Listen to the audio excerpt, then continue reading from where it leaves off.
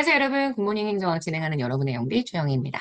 자, 우리 오늘은 추가 경정 예산, 시기별 예산 편성에 대한 내용부터 시작해서요. 저희 여러 가지 예산들에 대한 내용으로 챕터 1을 좀 마무리해 보려고 합니다. 일단 47번부터 가보도록 할게요. 자, 47번. 추가 경정 예산은 국회에서 확정을 해줘야 합니다. 추경이 이후에 편성되긴 하지만 국회의 심의 의결을 받지 않는 건 아니기 때문에 추가 경정 예산은 국회에서 확정되기 전 정부가 미리 배정하거나 집행할 수 있는 예산이 아니죠. 그래서 47번 X가 되는 거 보실 수 있고요. 자, 48번입니다. 추가 경정 예산은 본 예산과 별개로 성립이 됩니다. 맞아요. 하지만 당해 회계연도 결산은 같이 진행한다라고 얘기할 수 있기 때문에 이거 틀린 전지가 되고요. 국가재정법상 추가 경정 예산안 편성이 가능한 사유 딱 정해져 있다고 했죠. 그 가능한 사유를 그래서 꼭 암기하셔야 된다고 했고요. 경제협력 해외 원조? 근데 경제협력은 맞아요. 근데 해외 원조에 대한 얘기는 따로 없는 데다가 이 해외 원조들을 위한 지출을 예비비로 충당할 우려가 있을 때 그런 건 전혀 해당하지 않습니다. 자, 그 내용은 아마 이 50번 내용 가지고 정리를 해주셔야 될 것 같아요. 경기 침체, 대량 실업, 남북관계 변화, 경제 협력과 같은 대내외 여건에 중대한 변화가 발생을 했거나 발생할 우려가 있는 경우는 추가 경정 예산의 편성 사유에 해당합니다. 요거 꼭 국가재정법에 나와 있는 내용으로 읽어주셔야 한다고 말씀드렸습니다. 51번입니다. 우리나라는 새로운 회계연도가 개시될 때까지 예산안이 국회에서 의결되지 못한다. 그때 우리나라가 쓸 수 있는 제도는 바로 가예산이 아니라 준예산입니다. 그래서 X고요. 자, 52번. 준예산을 통해 이미 예산으로 승인된 사업의 계속을 위한 집행이 가능하죠. 준예산에 할 수 있는 것들은 늘 경상적으로 들어가는 경비, 공무원 인건비 같은 거, 그리고 이미 예산으로 승인된 사업의 계속비에 대한 게 여기에 해당하게 되겠죠. 그래서 맞는 선지가 되고요. 잠정예산은 수개월 단위로 임시예산을 편성하는 제도입니다. 현재 미국이 사용하는 제도고요. 가예산과 달리 국회 의결이 불필요하다. 가예산과 잠정예산 모두 다 국회 의결이 필요하기 때문에 지금 보시는 53번 X입니다. 국회 의결이 필요하지 않은 건 준예산만 해당하는 내용이에요. 자, 54번. 동일 회계연도의 예산 성립을 기준으로 볼 때 제가 욕을 겁나 많이 했었던 그런 문제였습니다. 시기적으로 순서가 빠른 것.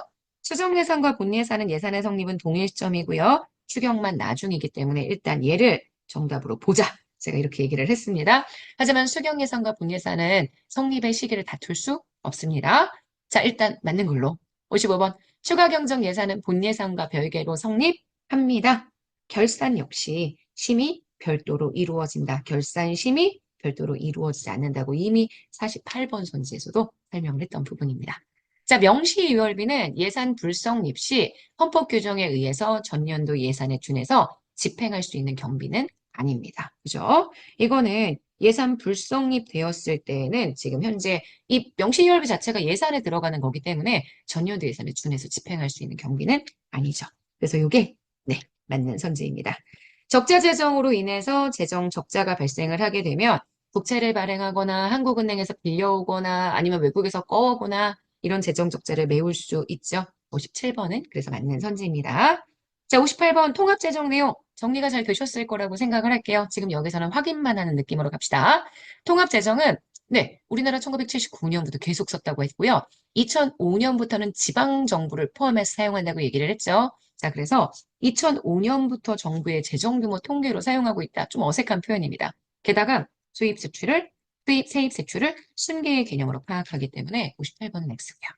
59번 주 통합 재정은 중앙재정, 지방재정, 지방의 교육재정 모두 다 포함하는 개념입니다. 하지만 일반 정부, 중앙정부와 지방정부는 모두 포함하지만요.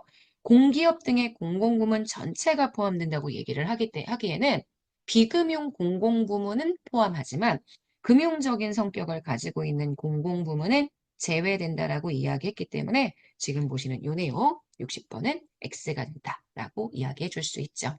61번 통합재정 수지를 계산할 때 국민연금 기금 등의 사회보장성 기금의 수지는 포함이 됩니다. 제외되지 않습니다. 하지만 우리가 얘기하는 금융성 기금은 국가재정법 시행령을 통해서 제외시킨다라고 얘기했던 거 기억하시죠? 중앙정부의 통합재정 규모에는 일반회계, 특별회계, 기금, 세입세출 외의 항목 모두 포함하지만 내부거래와 보존거래는 제외한다라고 얘기할 수 있습니다. 자, 우리나라 통합재정 범위에는 중앙은행 등의 공공금융기관은 포함되지 않죠.